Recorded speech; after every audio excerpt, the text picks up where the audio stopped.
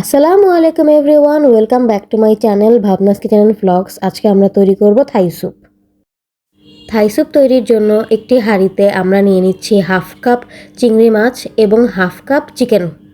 এখানে আমি চিকেনটিকে জুলিয়ান কাট করে নিয়েছি। এবার এখানে নিয়ে নিচ্ছি 3টি ডিমের কুসুম, 1 কাপ টমেটো সস, নিয়ে নিচ্ছি হাফ কাপ চিলি সস এবং 2 চা চামচ মরিচের গুঁড়ো। এর সাথে নিয়ে নিচ্ছি 2 চা চামচ চিনি, হাফ চা চামচ আদা এবং হাফ চা চামচ গ্যালেঙ্গাল, হাফ টেবিল চামচ লবণ এবং 2 টেবিল চামচ লেবুর রস দিয়ে নিচ্ছি এতে।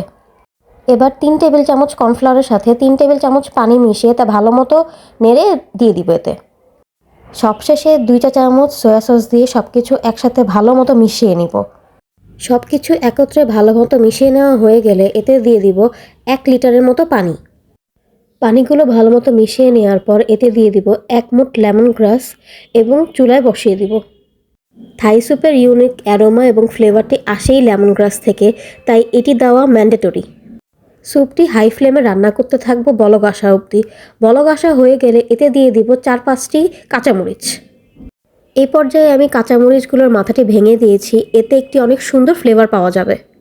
এবার হাই ফ্লেমে আরও কিছুক্ষণ রান্না করে নিব, বেশিক্ষণ না, 3 থেকে 4 মিনিটের মতো, নয়তো দেখা যাবে চিকেন এবং চিংড়ি মাছগুলো ওভারকুক হয়ে যাবে। সব শেষে হাফ চা চামচ কালো গোলমরিচ গুঁড়ো দিয়ে 1-2 মিনিট রান্না করে নামিয়ে নিব। মাত্র 10 থেকে 15 মিনিট সময়ের মধ্যেই তৈরি হয়ে গেল মজাদার থাই স্যুপ। আপনারা এটি অবশ্যই বাসায় ট্রাই করে দেখতে পারেন।